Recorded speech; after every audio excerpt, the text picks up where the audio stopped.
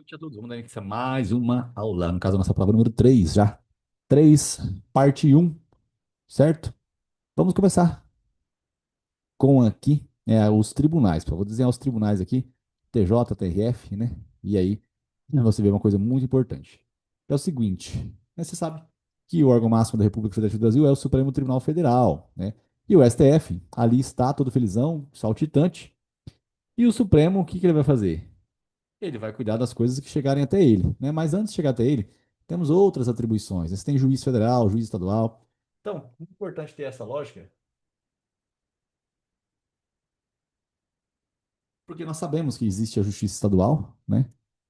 Existe a justiça federal também. Mas não é somente um juiz, tem vários juízes estaduais, né? Tem vários juízes estaduais. Assim como também tem vários juízes federais. E todos eles estão debaixo do tribunal regional respectivo, né? Ou Tribunal de Justiça ou Tribunal Regional Federal, e esses abaixo do Superior Tribunal de Justiça, certo? E esses abaixo do Supremo Tribunal Federal. Mas o que eu quero dizer aqui é o seguinte: às vezes existe um local, né, específico em si, que não tem a Justiça Federal. Por exemplo, Votuporanga não tem Justiça Federal. Então aqui, essa comarca de Votuporanga, ela não tem Justiça Federal. Mas as pessoas não vão, isso é só a título de didática, tá? As pessoas, você não vê pessoas pegando ônibus para ir para Jales ou pegando ônibus para ir para São José do Rio Preto para poder fazer ação de aposentadoria, né? Então a ação é distribuída aqui em Votuporanga mesmo. Então existe um pouco de parcela de competência federal emprestada para juiz estadual, né? E aí se você perde, pessoal, porque a regra é o seguinte, né? Assim, eu acho que não precisa nem de explicação um negócio desse, né? Pô, você tá aqui no juiz, se você perde, o recurso é pro TJ, se você perde, é pro STJ. Tá, eu acho que isso aqui é uma coisa assim que você não tem que ter dúvida, não tem cabimento se tiver dúvida disso aqui. O negócio decorou aqui os órgãos do judiciário, você tem que saber que o porra do juiz estadual tá debaixo do TJ, né? Então a apelação ela vai de juiz pro TJ, tá bom? Agora, o que destoa da regra é justamente esse caso aqui específico. Votuporanga não tem juiz estadual, não tem justiça federal. Então, se você perder, o teu recurso ele vai lá para o TRF, para o Tribunal Regional Federal, certo? Por quê? É um pouco de competência, como se tivesse um pouquinho de competência emprestada ali da justiça, né, federal para a justiça estadual, como se fosse um filho adotivo, né? Você contratou, ele contratou, não, arrumou um filho, esse filho é um filho adotivo, e ele vai ali, muito embora tenha tido um outro pai biológico, ele vai ali prestar as contas com você, e vai te dar os seus prazeres da vida de ser pai em si. Não é o outro que é o biológico. É a mesma coisa aqui. Essa é a mesma lógica. O cara é filho do TJ, mas, nesse caso, a competência foi emprestada para o TRF, tá? Para a Justiça Federal. Muito importante isso aqui, pessoal. Espero que vocês acompanhem isso que eu estou comentando. Não é difícil, né, essa logística aqui. Então, falamos aqui sobre o TJ e o TRF, essa lógica, né? Aqui é muito importante. Também temos aqui sobre os desmembramentos de estados e municípios, pessoal.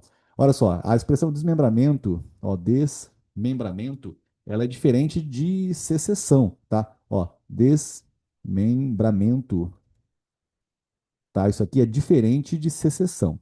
Estado de secessão o Brasil não admite, tá? Inclusive, ó, vou falar uma coisa para você que falamos ontem, você vai errar agora.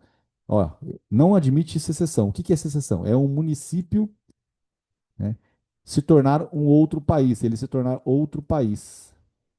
Imagina a cidade de São Paulo querer virar um outro país. Ou um estado querer se tornar um outro país, igual o Rio Grande do Sul, outro país. Não pode, isso aqui não pode. Isso aqui o Brasil não admite a secessão. No Brasil não se admite a secessão. Tá? Agora eu vou fazer uma pergunta para você. Imagina que um município esteja se tornando um outro país. Então, se um município resolver se tornar um outro país, será que nessa hipótese é possível que a União faça intervenção no município? Será que nesse caso é possível que a União intervenha no município? Responda sim ou não. É possível que o município se torne outro país? Não, não é possível que se torne outro país. É possível que o Estado se torne um país? Não, não é possível. É possível que o município se torne um país? Não, não é possível. E se o município se tornar um país?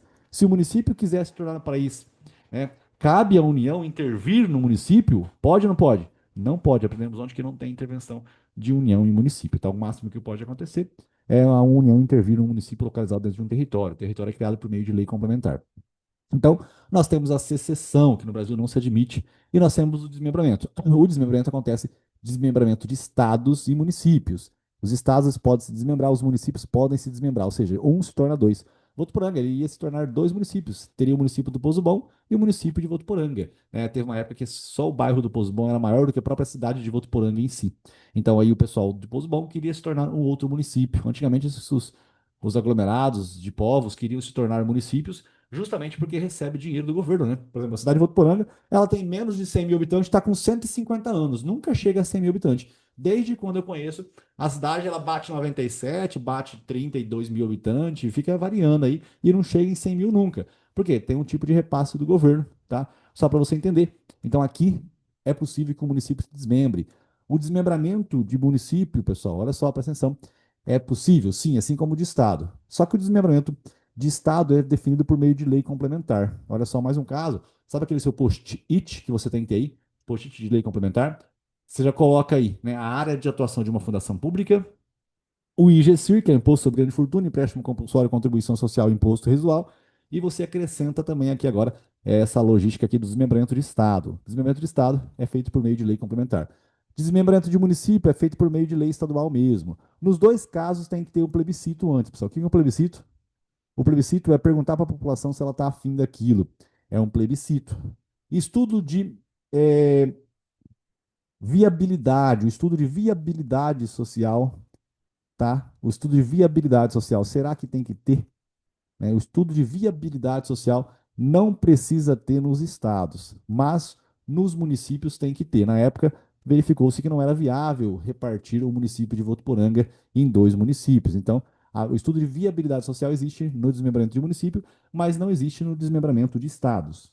Certo? Então, o desmembramento aqui é nessa logística. Agora, uma outra coisa importante, olha só, eu falei que o desmembramento de município não é feito por meio de lei complementar, é feito por meio de lei estadual.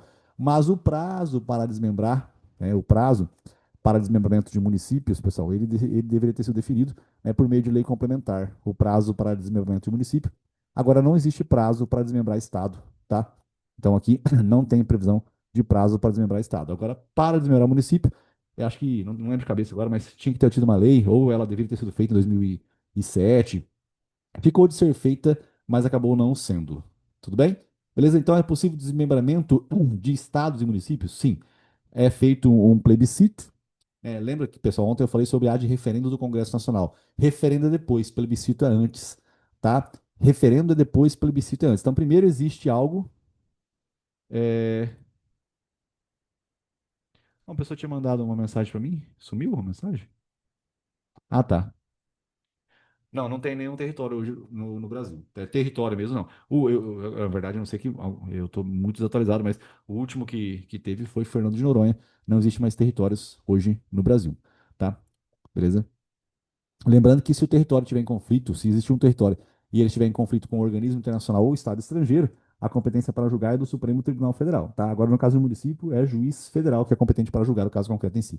Gente, só reiterando aqui, quem não assistiu a semana passada, que é a semana bônus, tá? Se quiser pelo menos assistir as mini aulas, né, da semana bônus, para você se familiarizar com o que eu estou falando aqui, porque na verdade tudo que eu estou falando eu estou explicando de novo, mas como eu disse, reitero, o primeiro impacto quando você vê só eu dando aula desse jeito, você pensa duas coisas, né? Uma que eu sou louco, né? Ou, na verdade, você tem duas opções. Você pode pensar que eu sou louco ou você pode pensar que você tem muita dificuldade, né? Mas não, às vezes você não passou pela semana bônus é uma semana importante, né? E assim, tudo só é importante para você confiar em mim. Como não deu tempo, né? Talvez, então agora a gente começa aqui e você vai me perguntando qualquer dúvida que você tiver, tá bom? Vamos assistir a semana bônus, pessoal, que é muito legal, tá? E aí, pelo menos a aula de revisão da semana bônus é interessante que você assista. Então, comentando aqui sobre desmembramento, falei também sobre o Tribunal de Justiça, o TRF, e também vamos falar agora sobre a elegibilidade, né, e as idades para o alistamento, né? Ontem nós comentamos sobre isso, sobre o 35, 30, 21, 18. Olha só, o 35, 30, 21, 18, certo? Nós falamos aqui do Poder Executivo e falamos do Poder Legislativo. Eu não vou fazer o mesmo desenho de ontem. Hoje eu acabei não encaminhando a aulinha, pessoal, de revisão, vocês me perdoam, mas na hora que acabar essa daqui eu encaminho, tá? Então, na hora que for 10 horas, eu já encaminho para vocês a aula de revisão da aula de ontem. O conteúdo também acabei mandando tarde, vou procurar fazer o mais cedo possível. Mas a partir de 2, 3 dias, né, você já começa a ter mais coisas para fazer, tá? Seja como for, eu já encaminho depois a aulinha de revisão, tá? E um materialzinho também, eu acho que o materialzinho eu já enviei, né? Então, 35, 30, 21, 18, o Poder Executivo aqui, eu coloco o presidente da República, eu coloco o governador do estado e eu coloco o prefeito, tá? Agora, no caso aqui de vereadores, deputados, sejam eles estaduais, distritais ou federais, e o senador lá em Simpla. Lá em Simpla é ótimo, né? E o senador lá em Simão, beleza? Olha só, dividindo então aqui todo mundo, certo? Olha só, todo mundo divididinho aqui, as idades, né? E é bem legal, é bem fácil e simples, como tudo na língua portuguesa. Ok, ok? Bom, só para acrescentar, nós temos a expressão alistar-se eleitoralmente, né? Então, nós temos aquelas pessoas que são alistáveis. Olha só, existe o alistável e existe o elegível, tá? Em regra, se você se alistar, você se elege. Agora, obviamente, existe o contrário de alistável, é o inalistável. O inalistável e, obviamente, também o inelegível, tá? O inelegível e o inalistável. Os inalistáveis, quem são eles? Inalistável, você tem quem aqui? Você tem o estrangeiro e o conscrito. O conscrito é a pessoa com 18 anos de idade, do sexo masculino, que está prestando serviço militar obrigatório. Esses dois, por não serem alistáveis, automaticamente eles não podem se eleger. Então, eles são inelegíveis também. Os estrangeiros e os conscritos, eles são inelegíveis. E nós também temos, além dos inalistáveis, né? Desculpa, além desses inalistáveis aqui, nós temos um outro que ele é alistável, mas ele é inelegível, que é o analfabeto, tá? O analfabeto, esse carinha aqui, ele pode votar, ele é alistável, mas ele não é elegível, tá? Beleza? Não sei se você se lembra, né, o Tiririca, quando ele teve que fazer a prova, o pessoal estava querendo que ele fizesse a prova para falar que ele era alfabetizado, ele escreveu assim, né? Passei, né? Para zoar todo mundo, passei, passei, tá? Então, olha só, o inalistável, ele automaticamente é inelegível. Os inalistáveis são os estrangeiros e os conscritos.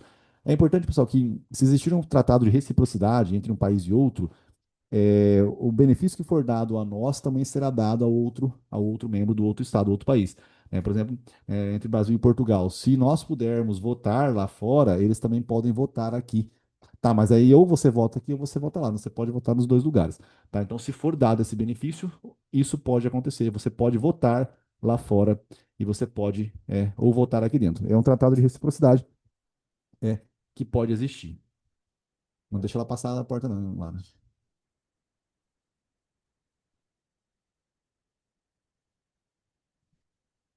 Bom, vamos lá então, né? Então eu comentei aqui sobre a elegibilidade. Também temos uma coisa bem interessante, pessoal, que é sobre você deixar vago o cargo, né? A vacância do cargo do chefe do executivo, né? Como que funciona essa lógica da vacância, tá? A vacância é o seguinte: nós temos 4 anos de mandato, né? 4 anos de mandato. Nesses 4 anos aqui, pode ser um, dois, três, quatro. Ficou muito ruim isso aqui. Melhor. Um, dois, três, quatro. Nos 4 anos de mandato, o cargo pode ficar vago nos 2 primeiros anos ou nos últimos dois. Se ficar vago o cargo de presidente da República, governador ou prefeito, nos 2 primeiros anos, em 90 dias você realiza novas eleições, as eleições são diretas. Ou seja, é o povo que vota. Quando fala diretas já, é o povo votando. Agora, se o cargo ficar vago nos últimos 2 anos, aí as eleições elas são indiretas. Quem vota é o Congresso Nacional. Eleições indiretas, tá bem? Bom, só para eu voltar aqui para eu saber o que eu estou falando, é que eu fiquei meio no automático aqui por conta da porta abrindo, o cachorro passando para lá e para cá, eu me perdi. Deixa eu voltar para cá. Eu estava comentando sobre a elegibilidade e a alistabilidade. Falei quem são os inalistáveis e quem são os inelegíveis. Falamos que os analfabetos, mesmo sendo alistáveis, eles são inelegíveis.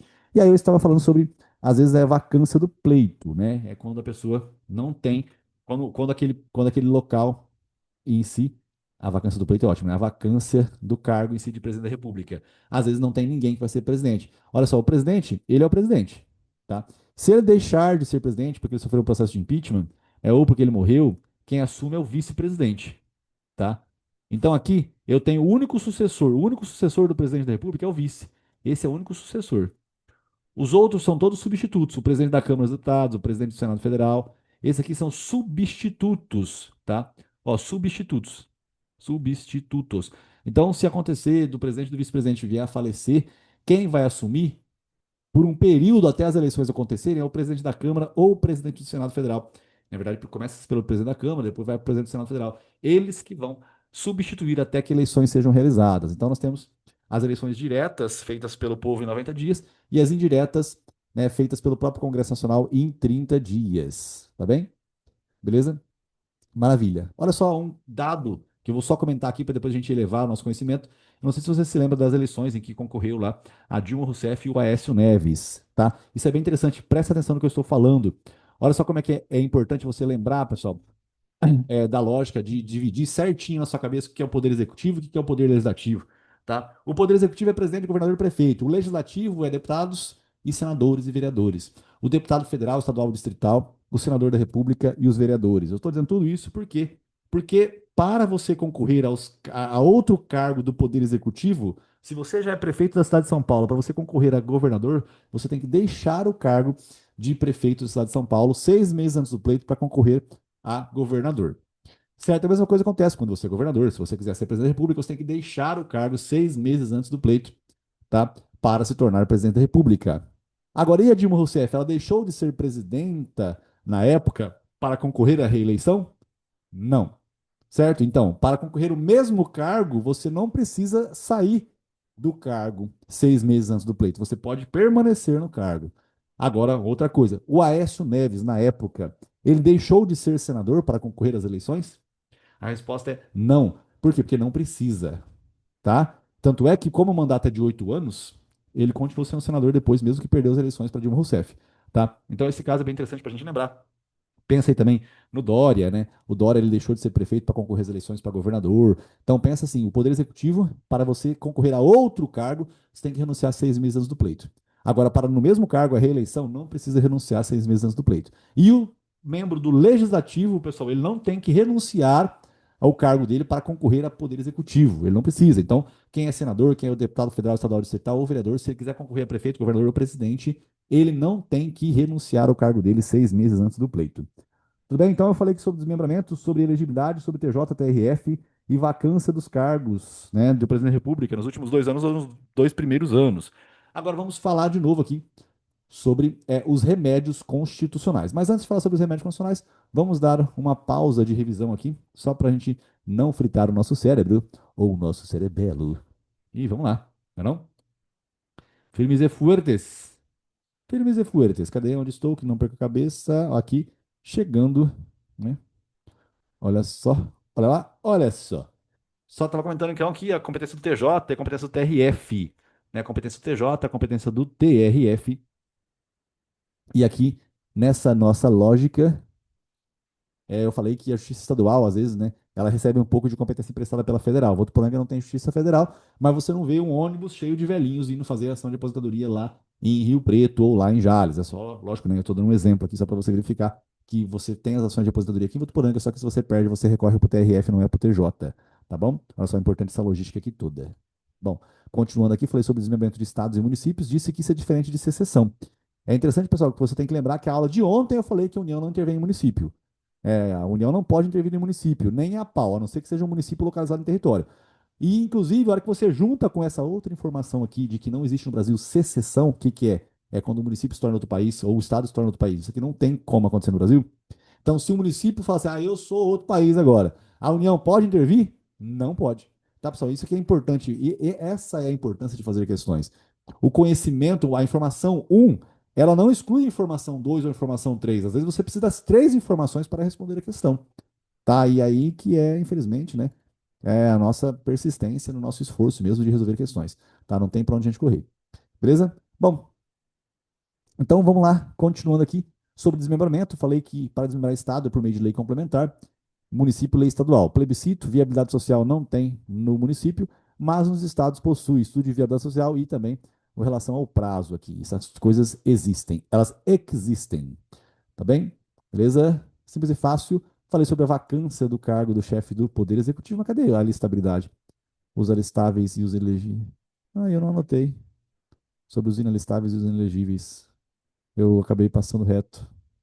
Eu não dei print na tela. Bom, agora já foi, né? Depois eu faço de novo. Então, aqui a vacância dos cargos, né, pessoal? Vacância nos 2 primeiros anos, eleições diretas, e nos últimos 2 anos, eleições indiretas. Tá bem? Beleza? Simples e fácil, como tudinho na língua portuguesa. Vamos agora a novos conhecimentos de novo. Tá bom? Parei, gente, já só, enquanto eu fico parado aqui sem desenhar nada. Lembra de ontem, né? Ontem eu estava falando sobre o Procurador-Geral da República. Eu falei, gente, faça um post-it aí do Procurador-Geral da República. Enquanto eu pedi para você fazer, eu acabei comentando que ele faz parte do 444. Também comentei aqui, então deixa eu colocar rapidinho aqui, inlistável, inalistável. e inelegível. Inelegível. Vou deixar aqui bem porco isso aqui, tá? Estrangeiro e conscrito, é que eu não quero gastar tempo para explicar isso aqui de novo, não. Estrangeiro e conscrito e analfabeto aqui, certo? Beleza. Bem porco isso aqui. Não é parco, não, é porco. Parco é escasso, porco é sujo, tá bom? Bom, então, estava comentando ontem sobre o Procurador-Geral da República, pessoal. E post-it. Ele é legitimado universal para o propósito do controle concentrado, então ele é o quê? Ele é um dos 444. Outra coisa, ele vai pedir o deslocamento de competência da Justiça Estadual para a Justiça Federal. Em qual fase, pessoal? A fase de inquérito policial ou a fase do processo? Em qualquer das duas fases. Ele pede isso a quem? Eu não falei ontem, ele pede isso ao STJ. Eu estava falando do STJ ontem, inclusive, um aluno perguntou para mim, Rafael, você estava falando o que nesse quadrinho aqui hoje, que eu mandei lá no grupo? Eu estava comentando justamente sobre a competência do STJ, e eu acabei falando sobre a competência do juiz federal, do STF, falei sobre julgar mandado de segurança, e acabei não falando esse negócio aí, que o Procurador-Geral da República, ele pede deslocamento de competência da estadual para a federal, ele pede justamente para o STJ. Gente, o Procurador-Geral da República, ele tem outra função, inclusive a de prover cargos públicos quando vagos. Olha só, há de prover cargos públicos quando vagos. Isso aqui é uma competência privativa do Poder Executivo, que é do presidente, mas ela é delegada para o Procurador-Geral da República. Três pessoas, né? De Procurador-Geral da República, Ministro de Estado e Advogado-Geral da União. Não precisa acompanhar o que eu falei agora, porque eu vou repetir isso aqui bem devagar. Tá, você estava comentando aqui que ontem eu não falei que o pedido do juiz da estadual para a federal é feita ao STJ. E eu acho que isso ajudava a responder a questão, né, em uma das alternativas. Eu realmente não me lembro por que eu não falei. É o natural eu falar e acabou pulando da minha mente, e não consegui falar. Bom, então eu comentei aqui agora com você desmembramento, elegibilidades, falamos sobre TJs, vacâncias dos cargos, e agora eu vou falar, né, sobre esse prover cargos públicos quando vagos, que é competência do Poder Executivo. Gente, é uma coisa importante você observar, né, inclusive na aula de ontem, falando sobre a incompatibilidade do exercício da advocacia com alguns cargos, como presidente, governador e prefeito, e também seus respectivos ministros e secretários, tá? Estou dizendo isso porque, olha aqui para cá, aqui nós temos o presidente da República. Debaixo do presidente, pessoal, tem os ministros, né? Olha só, ministro e ministro. Pessoal, os ministros, pessoal, são ministérios, né? Os ministérios, eles têm vários prédios para administrar, né? Nessa logística, o ministério, por exemplo, aqui do transporte ou o Ministério da Educação, né? Tem vários prédios para administrar. E um desses prédios é esse prédio aqui, ó. Esse aqui é um prédio, ó. Esse aqui é um prédio. Esse é o prédio, pessoal. E ele tem várias salas. Tem essa sala lá dentro, tem essa sala, aí ele tem essa sala. Tem várias salas lá, repartições, né? Andares, né? Você tem várias coisinhas lá que está dentro de um órgão, né? Esse aqui é um órgão da administração pública. A pessoa é a união é uma pessoa. Dentro dela você tem órgãos. Você tem órgão do legislativo, órgão do executivo e órgão do judiciário. Eu estou falando aqui do órgão do executivo. Esse é um exemplo aqui, ó, do Poder Executivo, no caso do presidente da República, governadores, prefeitos, agora presidente da República, ministros e diretores e por aí vai. Só estou dizendo que lá dentro, pessoal, existem cargos. Os cargos são as bolinhas que lá dentro estão. Olha só, você está me acompanhando? Cargos, ó. Cargos. Tem sala que está cheia de cargo, né? Tem sala que tem um cargo só, né? Então, esses são os cargos, pessoal. Alguns cargos estão vagos, outros não estão vagos, eles estão preenchidos. E aqui, pessoal, nada mais lógico, né? Imagina assim, quem que é o executivo de uma empresa? É o dono, é o cara que administra a empresa, né? O executivo é aquele cara que administra. Ele que entende qual que é o setor que tem que ter aumento, ele que entende qual que é o setor que tem que ter mais funcionários. É o executivo que entende isso, gente. Não tem como não tem como ser difícil isso, cara. Não tem como você ficar pensando em senador, não tem como. Faz essa analogia entre o executivo. O executivo é o cara que administra, e esse cara que administra, ele vai olhar para os órgãos da administração pública e ele vai ver qual que é o lugar que tem que ter mais cargos. E quando ele for prover um cargo público quando vago, tudo bem. Ó, eu sei que é o presidente que tem que fazer. O Lula tá lá, ele é o presidente. Só que você acha que ele conhece todos os prédios do Ministério da Educação? Não. Então é muito mais fácil ele delegar para o ministro da Educação para prover um cargo público quando vago. É muito mais fácil. Então, o primeiro caso que é super fácil você entender essa delegação da competência privativa do chefe do Poder Executivo é com os ministros. Só que tem que ser natural você entender que se isso se aplica com presidente e ministros, se aplica com governadores e secretários, com prefeitos e secretários também. Tá? Então, olha só, para prover cargo público, o ministro ele vai prover um cargo público quando vago. Somente ele? Não. Por quê? Porque há instantes você aprendeu que o Procurador-Geral da República ele também recebe essa delegação. O PGR também vai receber a delegação do Presidente da República para prover cargo público quando vago. E também temos o Advogado-Geral da União. Só queria que você entendesse o seguinte: o PGR é fácil. Por que é fácil? Porque ele está no post-it.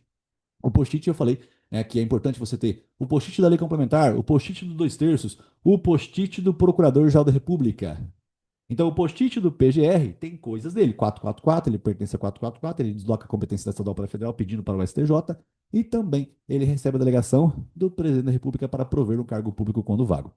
Tá bem? Fala, que converseiro, pelo amor de Deus, cara. Carinhas, é isso aí. O caminho das flores. Aí, olha só. Compete vamos aqui, né? Compete privativamente ao chefe do Poder Executivo. Olha só. O quê? Ó, quando você vê presidente, pessoal, pensa também que é governador e prefeito. O presidente da República poderá delegar as atribuições mencionadas nos incisos tais. Olha só, o inciso 25 fala em prover e extinguir cargos públicos, né? E aqui o correto é inciso 25, primeira parte. Então, o que acontece aqui?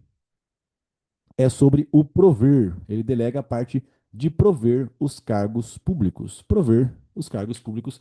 Ele delega a quem? Ele delega ao Procurador da República, ele delega ao Advogado-Geral da União e delega aos ministros. Pessoal, delegar ao ministro é a coisa mais lógica que tem, porque faz todo o sentido com a desconcentração administrativa. Eu espero que isso fique claro, né, para a gente com essa explicação aqui sobre os ministérios, tá, pessoal?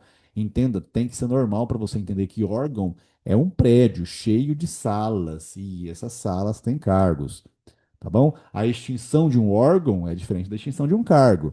Extinguir um cargo é você imaginar o seguinte: a pessoa trabalhando no fórum tem 10 escreventes numa sala, eles tiram um escrevente, extinguir um cargo. É diferente de extinguir um órgão aqui dentro da cidade de Votuporanga. Ah, extinguiu aqui a vara do trabalho de Votuporanga. Agora não vai ter mais vara do trabalho em Votuporanga. Extinguiu um órgão do Poder Judiciário. Falei sobre desmembramento, elegibilidade de TJ, competência, período ativo, vacância. E agora falta aqui falar, né, sobre os remédios constitucionais. Fizemos um comentário a respeito deles um dia desses, num desses encontros casuais. Eu havia comentado bem rapidinho sobre a ação popular.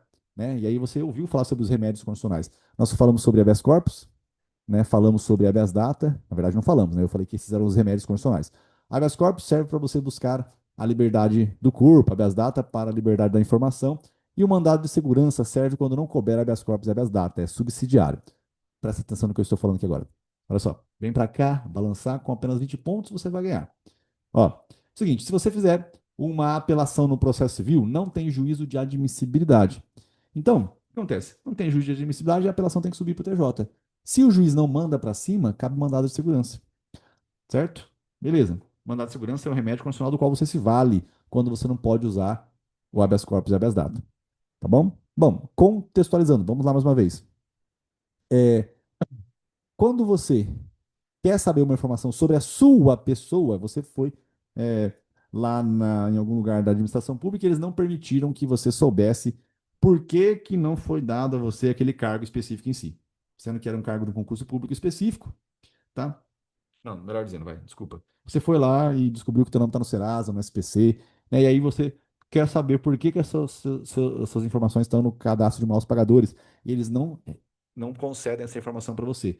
Cabe habeas data, porque é uma informação sobre a sua pessoa, tá? Quando for informações sobre a sua pessoa, é habeas data. Quando for informações que não são sobre a sua pessoa, é mandado de segurança.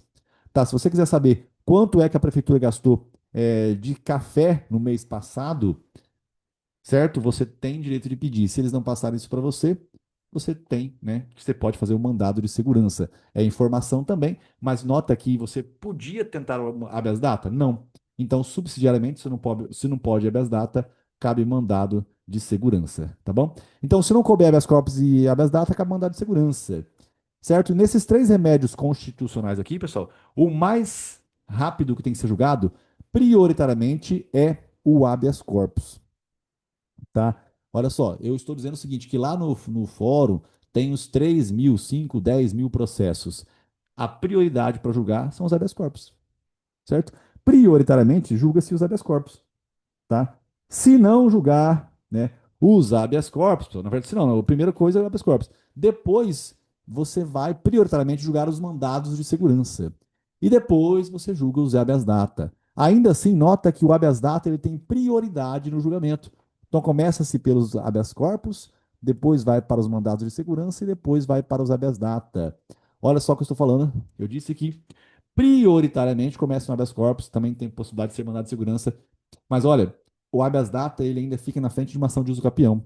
Ele fica ainda na frente de uma ação possessória. Ele fica na frente de um inventário. O habeas data ele tem prioridade no julgamento dentro dos tribunais, porque ele é um remédio constitucional.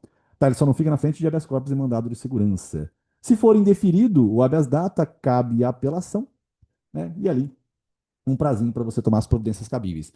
Agora, olha só o que é interessante aqui.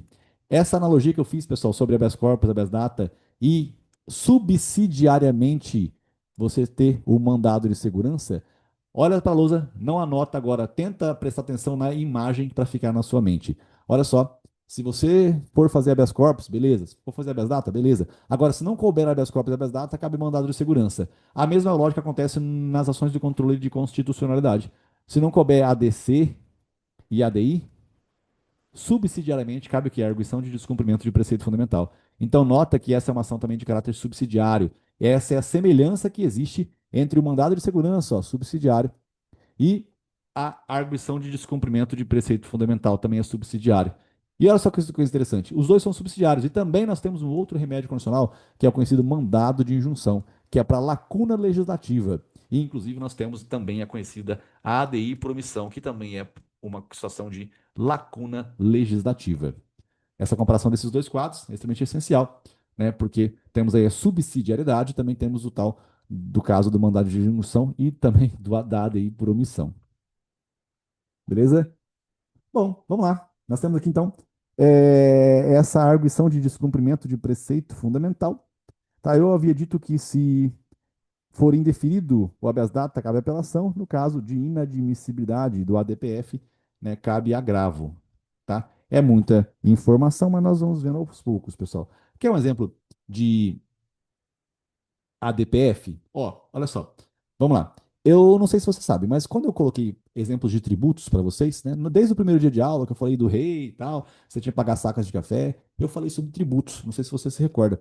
E aí, tributos eu coloquei lá, contribuição de melhoria, taxa, impostos, contribuições sociais e empréstimos compulsórios. Sempre nessa ordem lógica, você que foi olhando os desenhos feios até hoje, né, temos lá começa com contribuição de melhoria, taxa, impostos, contribuições sociais e empréstimos compulsórios. Então, essa ordem ela foi sendo escrita por quê? Porque se você não tiver dinheiro suficiente para pagar todos os seus tributos, prioritariamente paga-se as contribuições de melhoria. Se acabar o dinheiro, pagou por aí. Se você tiver mais um pouco de dinheiro, depois das contribuições de melhoria, pagam-se as taxas. E se não sobrou dinheiro, parou por aí. Agora, se sobrar dinheiro, vai para os impostos. Então, começa se pagando contribuição de melhoria, sempre do mais específico para o mais abrangente. Contribuição de melhoria específico, impostos são o menos específico. Começa com contribuição de melhoria, taxa, o imposto não tem destinação específica. Agora, o que que eu tenho de entendimento para te passar, que é bem legal? Qual imposto que recebe primeiro? Se você não tiver dinheiro para pagar imposto de renda, IPTU, IPVA e ICMS. Qual que recebe primeiro? São os impostos da União? São os impostos do Estado ou são os impostos dos municípios que você tem que pagar primeiro? E aí, qual que é? Qual que é? Não tem ordem. Por quê? Porque isso não pode, você não pode priorizar a União ou o Estado ou o município, certo? E essa ordem, ela tinha previsão do Código Tributário Nacional. E isso vai contra, hoje em dia, a lógica, né, do Pacto Federativo e de você não priorizar ninguém, porque não existe hierarquia entre os entes federativos. Não existe hierarquia entre União, Estado, Distrito Federal e municípios. Não existe hierarquia aqui, pessoal. Não existe hierarquia aqui, tá? Não existe. Então, não se paga primeiro os impostos da União para depois pagar os dos estados, ou do DF ou dos municípios. Estou explicando tudo isso por quê? Porque, olha só, vem para cá, balançar, volta, volta, volta, volta, volta, ó. Constituição Federal de 1988. A Constituição Federal de 1988, pessoal, essa Constituição aqui é a nossa. E aí, eu quero que você entenda o seguinte: a partir dela, o que for criado contrário a ela é inconstitucional. Então, para ser inconstitucional, tem que ser contrário à Constituição Federal de 88. Porque uma coisa que foi criada antes da Constituição de 88 não foi criado contrariamente a ela. Então, o Código Tributário Nacional, por exemplo, né? Ele foi criado lá na época do militarismo, 1967, 69, né? Ele foi criado lá atrás. Na verdade, 60, um pouco antes de 67, porque em 69 que trouxe a previsão, né, de ser necessário lei complementar para tratar de matérias tributárias, né? Só estou comentando que o Código Tributário Nacional ele foi feito lá atrás. Então me responde, quando ele foi criado, o paradigma para a criação dele de respeito a uma ordem superior era a Constituição de 88? Não. Então, se ele foi criado com algumas coisas contrárias às constituições de 88 de hoje, ele é inconstitucional? Não. Ele foi feito tudo certo. Só que às vezes, pessoal, o Brasil acaba não aceitando algumas coisas, né? Então você, sim, você tem o CTN lá atrás, ele foi feito lá atrás, então não cabe a ADI contra o CTN. Por quê? Porque a ADI, a ação direta de inconstitucionalidade, tem que ser baseada numa coisa que foi feita depois de 88. Eu não posso falar que uma coisa está errada, sendo que ela não tinha um padrão para estar certa. Então, o que que eu faço? Agora, se não cabe a ADI para tratar sobre esse assunto em si, eu uso a ADPF. Agora sim, a arguição de descumprimento de preceito fundamental ataca normas antes de 88, tá? Então a ADPF ela tem caráter subsidiário. A ADI ataca aquilo que não foi criado de acordo com a Constituição de 88. A DPF, ela trata daquilo que está em desconformidade com a Constituição de 88, mas não tem culpa de estar em desconformidade porque não foi criada de acordo com ela. Mas você pode falar que está errado. Salvo melhor juízo, o artigo era 187 do CTN, que dizia que você deveria pagar prioritariamente os impostos da União, para depois ser dos estados, depois do DF, dos municípios. Isso não tem que acontecer mais. Tá? Então, esse artigo, ele não está correto, mas foi feito o quê? Uma DPF contra esse artigo em si, contra esse artigo do Código Tributário Nacional. Só contextualizando novamente, né? Você faz ADI contra aquilo que foi criado contra a Constituição de 88, ou seja, após 88. Aquilo que foi feito antes de 88 não foi criado errado, ele foi criado certo. Aí a Constituição recepcionou esse negócio e aí de vez em quando começa a não bater as coisas de acordo com a evolução da sociedade. Então eu recepcionei o CTN de 67, não, eu esqueci o ano, tá, gente? Eu só tô falando aqui por causa do militarismo, mas eu recepcionei o CTN, tá? Trouxe ele para dentro do Brasil hoje, né, de 88, só que não tá batendo, tem artigo que não tá de acordo. Eu faço o quê? ADI? Não, eu faço a DPF. A DPF ataca coisas criadas antes de 1988, tá bom? Beleza, gente? Comentei sobre isso daqui. É bem simples e fácil, como tudinho na língua portuguesa. E vamos lá, continuando aqui. Ó, estou falando há 40 minutos sem parar. Então vamos parar aqui um minutinho, rapidinho. Conta no relógio aí. Tuc, tuc, tuc, tuc, tuc, tuc. Vamos respirando. Respira, Rafinha. Respirar.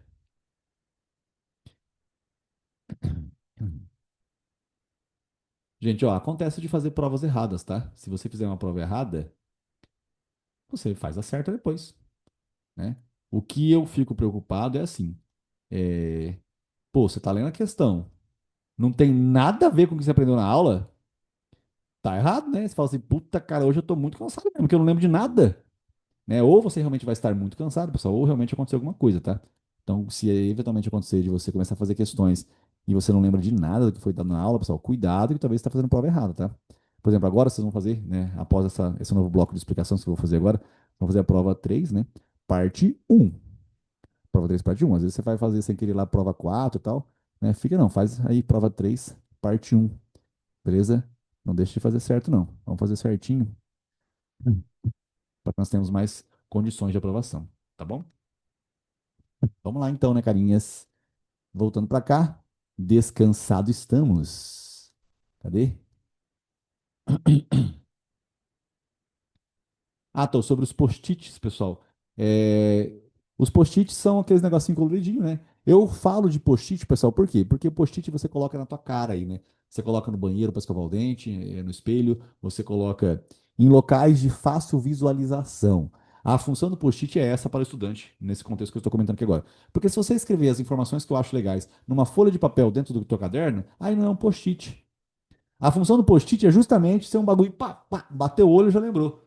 Entendeu? Eu tô aqui, ó. Eu tô aqui explicando a matéria. Eu não tenho post-its hoje aqui, né? Porque eu mexi umas coisas aqui e tal, mas eu costumo ter post-it, porque eu também estudo. Né? E aí o post-it até uma hora que ele já faz parte da minha cabeça, eu não preciso mais dele. Mas o post-it é uma coisa rápida. Por exemplo, quando eu falar uma nova coisa para você anotar sobre o Procurador-Geral da República, a hora que você for anotar essa coisa do PGR, automaticamente você já vai ver as outras coisas que já estão anotadas, tá? Então nós temos aí post-it do 2/3. O post-it do 2/3 tem o quê?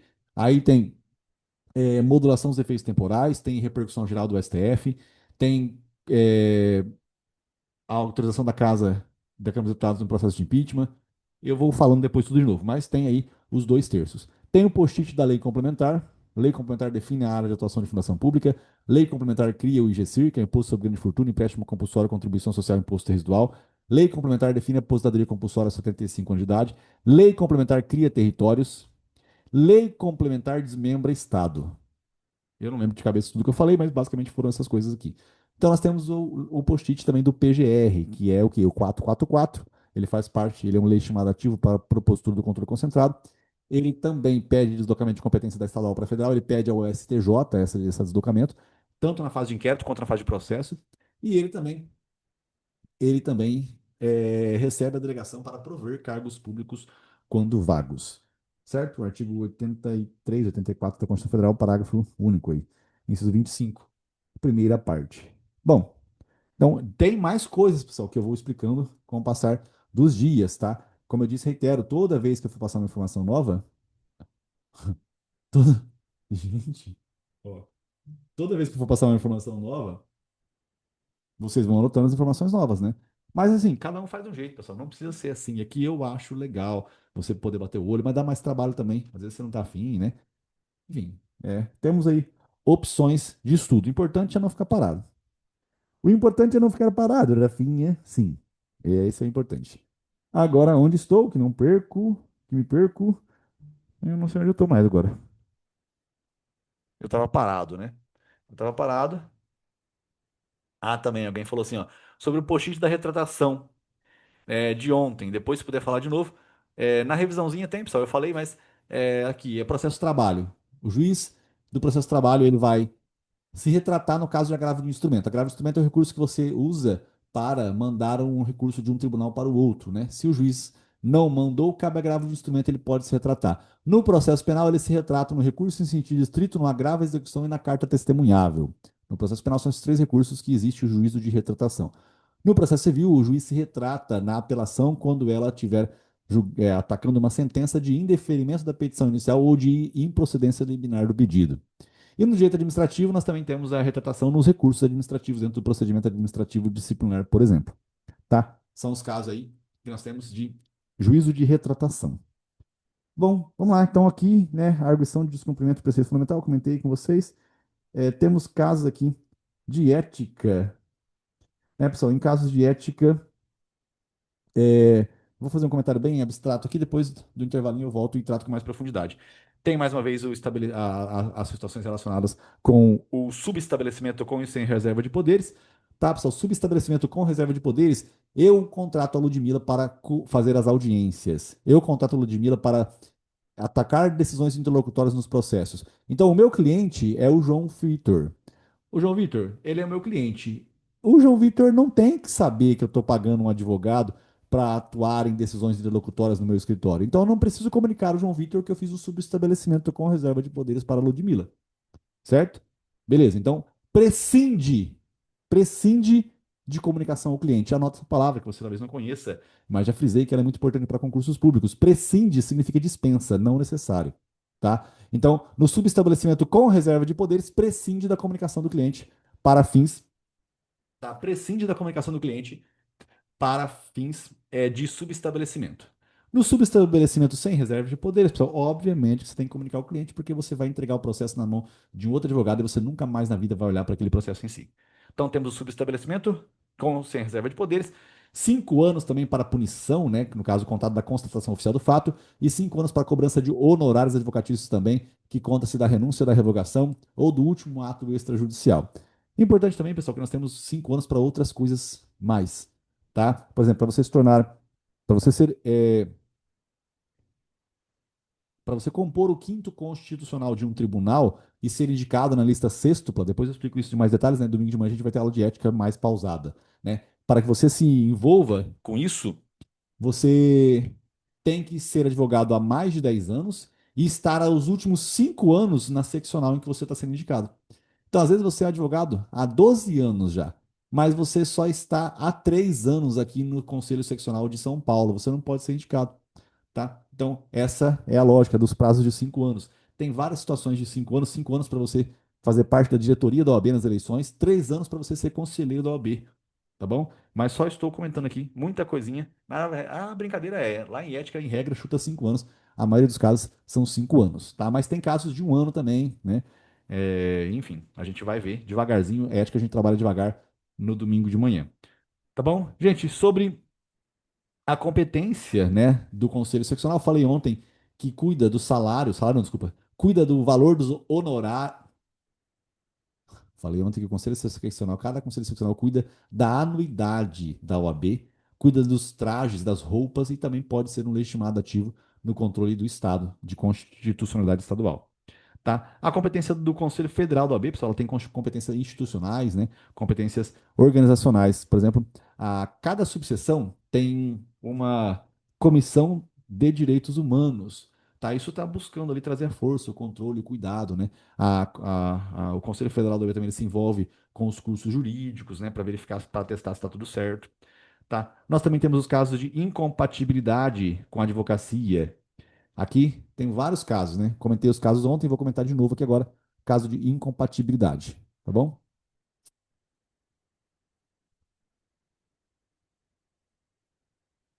Por onde andei, enquanto você me procurava. Vamos lá, gente, presta atenção nisso aqui. Esse assunto aqui é bem legal, tá? Não deixe de prestar atenção. Gente, os casos incompatíveis com a advocacia é o seguinte, é aquelas situações, né, de alto escalão. Aí você pensa aqui, ó, o Juca por fim virou gerente. Juca, por fim, né, virou gerente. Aqui, eu tenho quem? Eu tenho o judiciário, cartório, policial, fiscal, militar ou gerente. Eu tenho os membros do Poder Executivo, no caso você tem o presidente, já falei para vocês, você tem o governador e você tem o prefeito, e você tem os seus respectivos ministros e secretários. Também não pode ter juiz, não pode ter promotor e não pode também ter membro do Tribunal de Contas, certo? Também mesa do Legislativo. A mesa do Legislativo ela também ela é incompatível com a advocacia. Gente, cuidado com as relações que você faz de mentalidade nas matérias e misturar errado, tá? Porque eu não sei se você se recorda, eu falei que brasileiro nato não é a mesa, é o mero presidente. O presidente da Câmara dos Deputados ou do Senado Federal que tem que ser brasileiro nato. A mesa inteira não tem que ser nata. Mas a mesa inteira, mesmo não sendo nata, ela é incompatível com a advocacia. Quem compõe a mesa não pode advogar. Agora, os outros deputados, eles podem ser naturalizados, podem ser natos e podem advogar. Certo? Então, quem compõe a mesa? Quem compõe a mesa não tem que ser nato. Só o presidente tem que ser nato. Mas quem compõe a mesa não pode advogar. Matéria de constitucional e matéria de ética. Tá? Cuidado que os deputados, senadores, né, e vereadores, eles podem advogar. Só tem uma coisa. Então, o poder legislativo pode advogar. Ó, ele pode advogar. Só que ele é impedido. Ele pode advogar. O poder advogar aqui, ele pode. Ele só não pode, o impedimento que ele tem. Então, esse aqui é o impedimento, ó, impedimento. Qual que é o impedimento que ele tem, Rafael? O impedimento que ele possui é o impedimento de advogar contra ou a favor. Ou a favor de quem? Da administração pública. Esse é o impedimento que ele possui, tá bom? Lembra que eu comentei que esse fiscal aqui em cima, gente, esse fiscal aqui é fiscal de quê? É fiscal de arrecadação e fiscalização de tributos. Eu comentei com vocês. Então, pessoal, entenda uma coisa: o fiscal de vigilância sanitária, ele não é gente aqui que está no rolê do Juca por fim virou gerente, não é o Poder Executivo, não é o juiz promotor, mesmo Tribunal de Contas, nem mesmo do Legislativo. Ele não está aqui em cima. Ele não é membro do Poder Legislativo, porque o Poder Legislativo pode advogar, você não pode advogar contra a força de administração pública. Então, olha só, se você for um deputado, senador, vereador, você pode advogar? Pode. Você pode fazer ação de inventário? Pode. Você pode fazer ação de habeas corpus? Pode. Você pode fazer o que você quiser. Você não pode advogar contra ou a favor da administração pública. Certo? Beleza. Então, olha só, de novo, fica aqui comigo, esse pedacinho aqui é bem simples, mas assim, é aquela questão que você não pode perder nem a pau na hora da prova, tá? Olha só, o Juca virou gerente judiciário. O que é o judiciário? Café, meia do cafezinho, a pessoa que é o motorista do desembargador, cartório de notas de protesto de imóveis, policial militar, corpo de bombeiros, fiscal de vigilância sanitária? Não, fiscal de arrecadação e fiscalização de tributos, militar e o gerente. Esse gerente aqui, pessoal, cuidado que ele é de instituição financeira, inclusive instituição financeira privada, tá bom? Então nós temos aqui o fiscal E aí nós temos o legislativo. Então, se não for isso aqui, sobrou. O que que é a sobra? O que sobrou é qualquer coisa que não seja isso aí. Então aqui você tem o quê? O fiscal de vigilância sanitária. Quem que é esse cara aqui, Rafinha?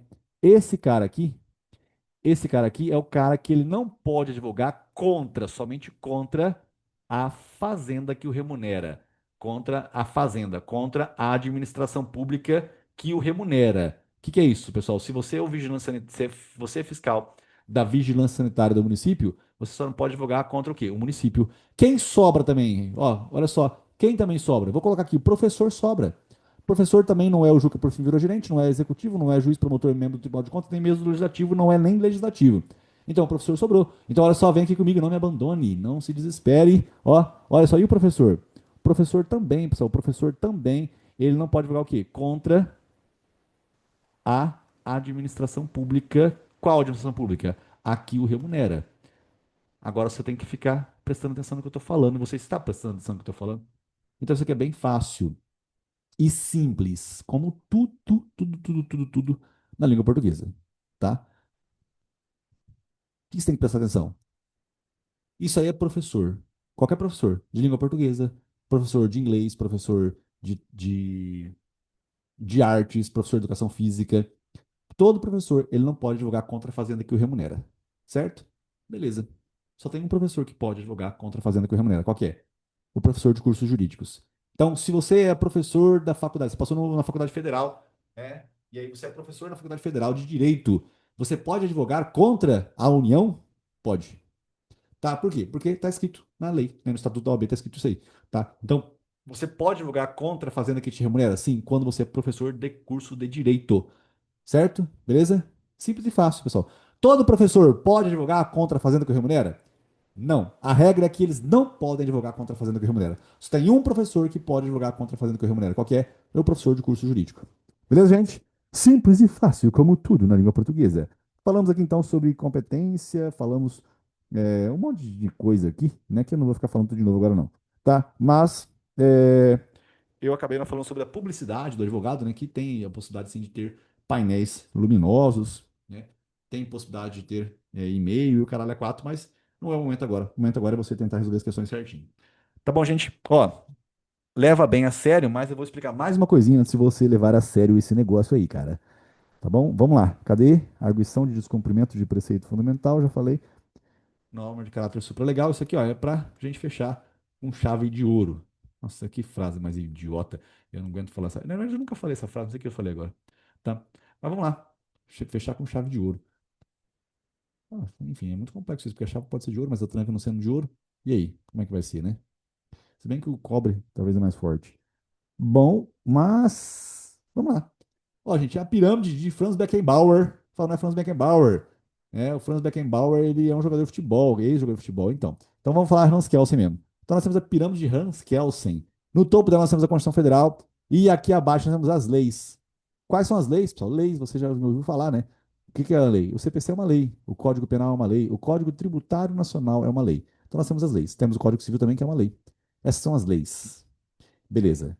Nós temos a Constituição Federal aqui no topo e nós temos as leis. E agora nós também temos lá fora do Brasil aqueles tratados, né, dos quais o Brasil é signatário. A palavra signatário, pessoal, signatário, significa que você faz parte daquilo, você assinou aquele contrato. Então, os tratados dos quais o Brasil seja signatário, os tratados dos quais o Brasil seja signatário, se for sobre direitos humanos, esse tratado ele virá para o Brasil.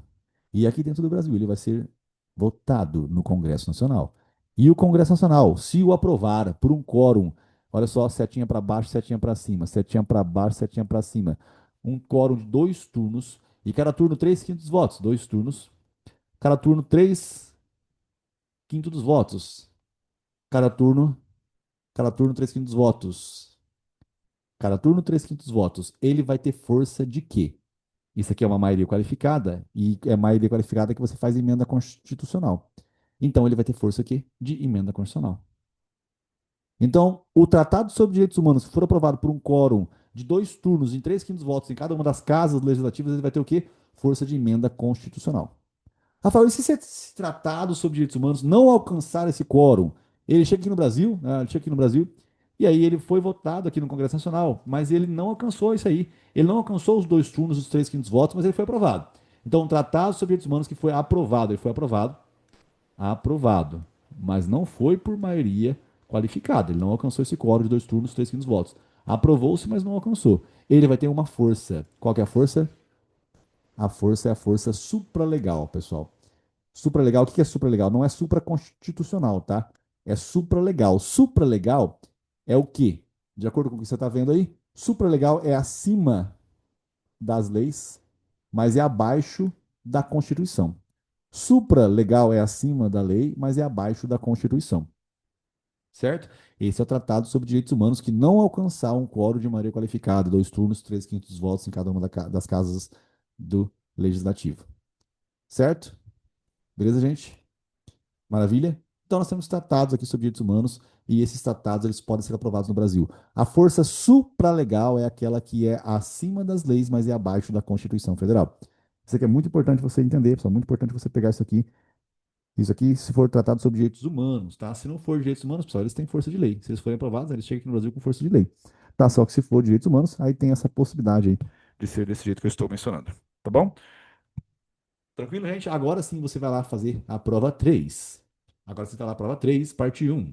Só tenta fazer certinho aí, né? Tem gente que não tá fazendo as questões. Faz, vamos matar com chave de ouro essa turma aqui. Matar com chave. Agora eu comecei a falar porque eu não queria falar, agora eu tô falando, né? Vamos fazer certinho, bonitinho, tá? A gente volta aqui às 9 horas da clock, faz lá a prova 3, parte um. E a gente retorna e continua até terminar, tá bom? Ó, beijo mago e vamos lá, toca força e fé. Vamos lá, então, continuando aqui. Uma coisa que eu gosto de explicar é que tem a ver com a administração pública também, né? Que é lá os consórcios públicos. Gosto muito de explicar isso daqui. Consórcio público, pessoal, é que nós temos a administração pública. Você conhece a União, você conhece o Estado, o Distrito Federal, o município, isso aqui é a administração pública direta. A indireta, nós temos as autarquias, as fundações públicas, as sociedades de economia mista e as empresas públicas. Lembrando que isso aqui tudo, gente, cada ente federativo pode ter essas quatro coisas aqui. Nós já comentamos sobre isso, certo? Então você tem aqui, o Estado que ele tem, né, autarquias, fundações públicas, sociedades de economia mista. Olha assim, ele tem autarquias, ele tem fundações públicas, ele tem sociedades de economia mista, ele tem empresas públicas, tá? Eu vou reduzir aqui a informação, né, porque fundação pública, né? E tem as estatais, empresas estatais. As empresas estatais são conhecidas como sociedades de economia mista e empresas públicas, tá? Então, é o que nós temos aqui, né? Eu vou manter, vai, a mesma lógica que eu tinha de sempre. Sociedade de economia mista, empresas públicas. E o município também possui isso. O município também tem autarquia, fundação pública, sociedade de economia mista e empresa pública. Tá, o município também tem, então, isso aqui. A União também tem isso aqui. Blá, blá, blá, blá. Né? A União também tem. Ela também tem, então, autarquias, olha só. Fundações públicas, sociedades de economia mista e empresas públicas. Eles possuem tudo isso aqui. Beleza? Maravilha. Aí, gente, pode ser que um dia eles resolvam ajudar um determinado setor da administração pública. E eles vão se reunir. Eles vão se reunir num grande jantar, num grande almoço, numa grande reunião, e eles vão juntar as intenções que eles possuem. Então, olha só, o poder executivo que eu falo assim, é o presidente da República. O presidente da República, dois governadores, dois governadores, né? E alguns municípios. Olha só, municípios, né? Então você vai ter aqui vários prefeitos, e alguns prefeitos certo? Alguns prefeitos. Eles vão fazer o quê? Eles vão fazer o protocolo de intenções. Olha só, vou fazer o protocolo de intenções, certo? Vou fazer o protocolo de intenções, tá? Esse aqui é o que eles vão fazer da vida deles, certo? Protocolo de intenções. Fazer da vida deles não, né? O protocolo de intenções vai demonstrar a intenção que eles têm de ajudar as pessoas, por exemplo, do semiárido, do noroeste paulista, do nordeste brasileiro. Eles querem ajudar um determinado setor. E eles vão se reunir e eles vão criar uma forma de ajudar. Então, o Poder Executivo, ele monta essa intenção, olha só, o protocolo que eu falei como se fosse um contratinho. Essa intenção, ela é levada para o Poder Legislativo de cada um dos entes federados, né? Responde chamada aí se você tiver, tá, presente o poder legislativo de cada um dos entes federados. Cada um dos entes federados, que eu quero dizer aqui, gente, é cada um dos entes federados. Então, o legislativo aqui vai ser o Congresso Nacional, aqui vai ser a Assembleia Legislativa do Estado A, do Estado B, né? A Câmara Municipal e a Câmara Municipal. Aqui, a intenção vai ser ratificada, ela vai ser confirmada pelo legislativo respectivo e, obviamente, né, por meio de uma lei que vai autorizar essa situação em si, né, que vai autorizar essa criação dessa nova pessoa jurídica que vai ser esse consórcio público. Então, o legislativo ele faz uma lei, pessoal, ele cria aqui uma lei, né, ele vai fazer uma lei sobre isso, ele vai fazer uma lei sobre isso, fazer uma lei. Tá? E acontece, eles vão fazer essa lei e aí eles vão formar esse consórcio público. Uma coisa interessante aqui dessa formação desse consórcio público é que quem fez a lei vai fazer parte desse consórcio público. Então aqui você vai ter a União, ó, você vai ter a União, você vai ter um Estado e você vai ter os municípios. Ó, você vai ter aqui um município, você vai ter aqui outro município, certo? Ó, é o que você vai ter. Rafael, e esse Estado aqui? Ó, esse Estado aqui, pelo visto, ele ainda não fez, né? Olha só, isso aqui ainda não fez. Esse Estado aqui, ele ainda não fez. Então, enquanto ele não fez, ele não faz parte do consórcio público. Se ele demorar muito tempo para fazer, ele tem o um máximo de 2 anos para poder fazer. Olha só, o que os outros esperam são 2 anos. Se passar de 2 anos, ele vai precisar da autorização de todo mundo para poder fazer parte do consórcio público. Tá bom? Mas aqui nós temos, olha só, a União se consorciando com municípios e com estados. Certo? Olha só que lógica aqui bem interessante. A União, então, ela pode se consorciar com estados e com municípios, desde que esses municípios pertençam a estados consorciados. Então, esse aqui é o município de Votuporanga e de Santa Fé. Esse é o estado de São Paulo. Então, a União pode se consorciar com Santa Fé, Votuporanga e estado de São Paulo. Agora, a União não pode se consorciar, como, por exemplo, aqui com Iturama. Por quê? Porque o estado de Minas Gerais não está presente. Então, a União não pode se consorciar com Iturama porque o estado de Minas Gerais não está presente. Tá bem? Então, a União ela pode se consorciar com municípios? Sim, desde que eles pertençam a estados consorciados. Tá bem? Beleza isso aqui? Maravilha? Simples e fácil, como tudinho na língua portuguesa. Tá bom? Bom, vamos lá. Então eu falei sobre o consórcio público. Eu não fechei ainda, pessoal, mas o que é o consórcio público? O consórcio público, ele vai ser uma nova pessoa jurídica que vai compor a administração pública indireta de cada um dos entes consorciados. Eu sei que essa frase, ela não é fácil, mas ela tem que se tornar fácil, pessoal. Nós temos aqui a União. A União, ela tem autarquias, ela tem fundações públicas, né, ela tem sociedades de economia mista, ela tem empresas públicas. O Estado também, ele tem sociedade de economia mista, empresa pública, autarquias, fundações públicas, olha só, o estado também tem isso aqui, tá? E aí os municípios também têm. O que que o consórcio público vai ser? O consórcio público vai ser uma nova pessoa da administração pública indireta do ente consorciado. Vai ser o consórcio público, olha só. Esse vai ser o consórcio público, ele vai ser uma nova pessoa da administração pública indireta dos entes consorciados. Então, olha só, o consórcio público, ele vai ser uma nova pessoa da administração pública indireta de cada um dos entes consorciados. É o que vai ser esse consórcio público. Tudo bem? Gente, uma coisa muito importante é que esse consórcio público, ele é uma pessoa jurídica, tá? Ele existe, é algo real. É diferente do que nós temos aqui, por exemplo, a administração pública, quando ela faz, né, um processo de licitação. Aí você tem a prestação de serviço público, aí você tem a licitação, né?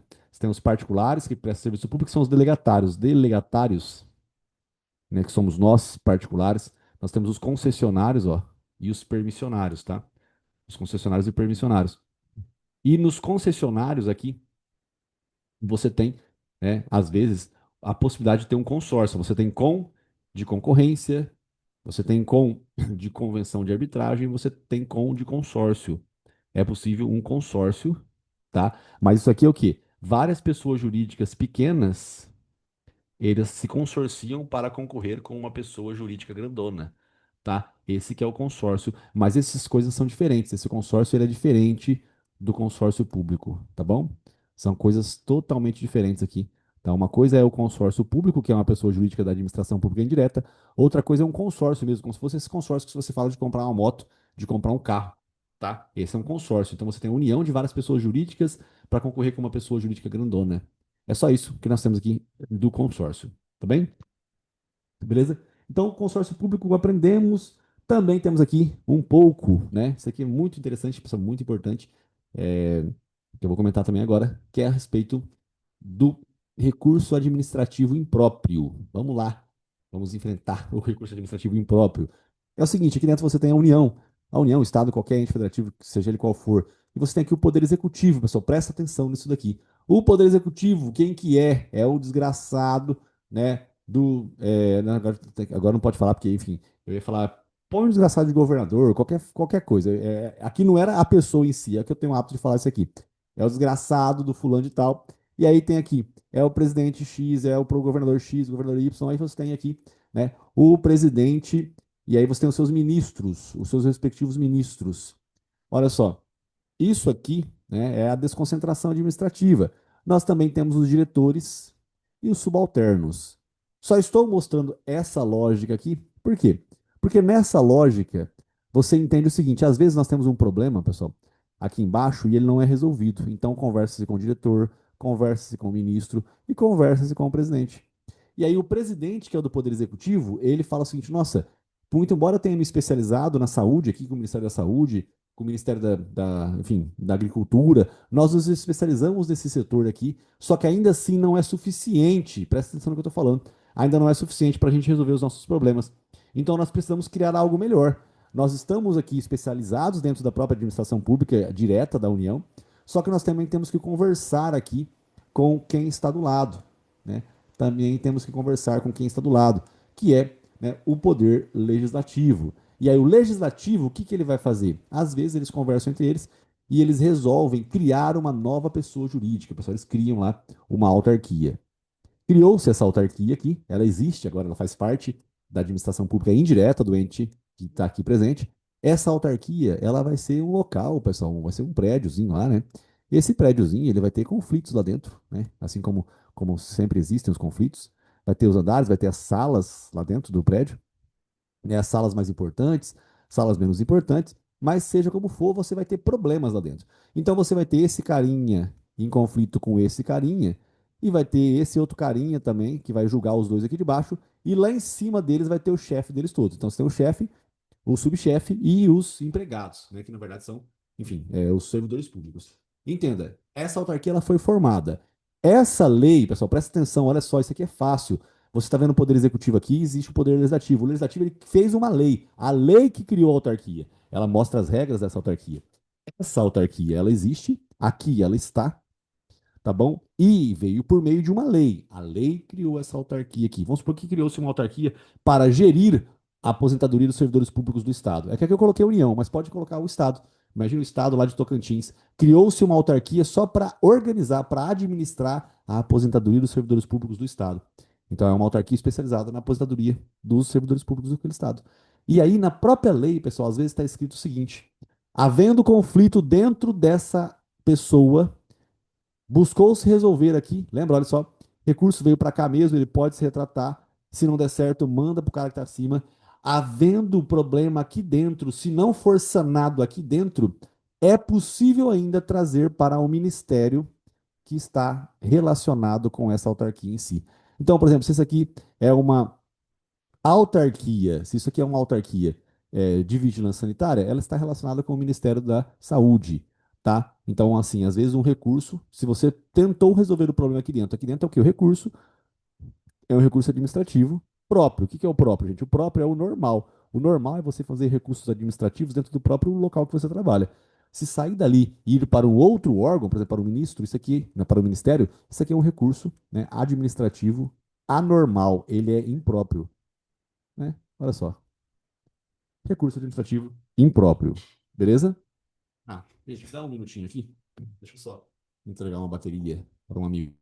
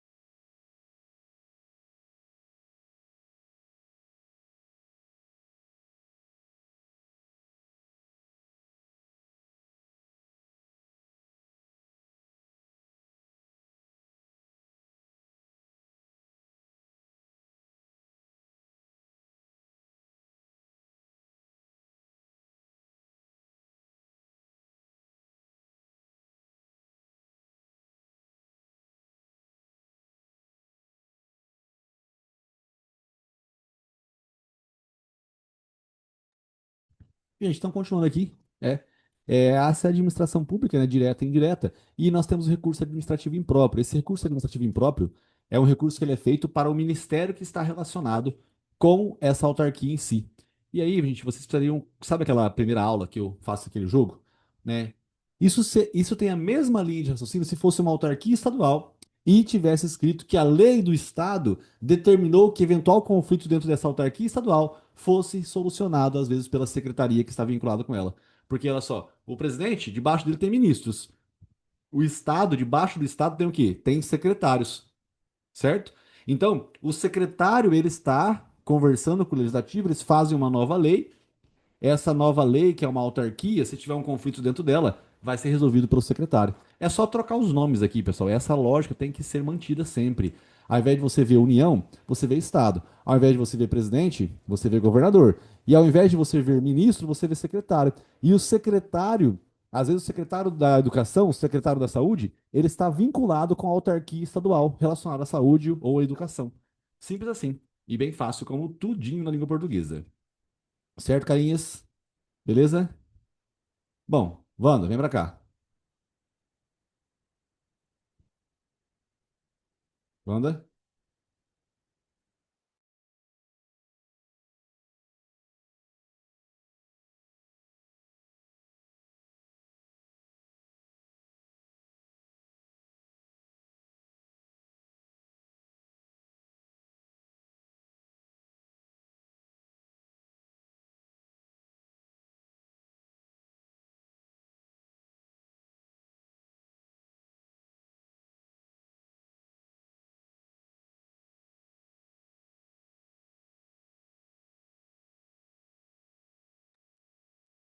Bom, gente, isso aqui, essa linha de raciocínio é muito importante, tá bom?